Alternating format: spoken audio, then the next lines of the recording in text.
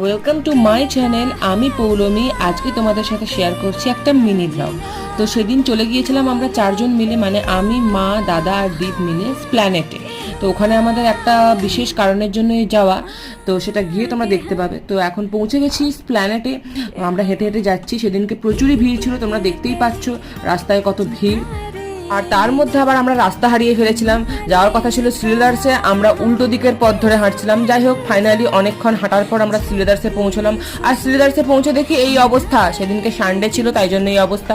যদিও আমরা মনের মতো জুতো পেলাম না, আর আমাদের সবারই ওয়াশরুম যাওয়ার ছিল, তাই আমরা সিম পার্ক মলে ঢুকেছিলাম। তো ওখান থেকে বেরিয়ে আমরা আবার ব্যাক করছিলাম এবং মাঝখানে ঢুকলাম একটু প্রভুজি হলদিরামসে। ওখানে মা খেলো মশালা ধোসা আর 4টা কেসের রসগোল্লা অর্ডার করেছিলাম, আর দই বড়া আর রাজকচুরি, এইগুলো অর্ডার দিয়ে আমরা খেয়েছিলাম। পেট মোটামুটি ভরেই গিয়েছিল।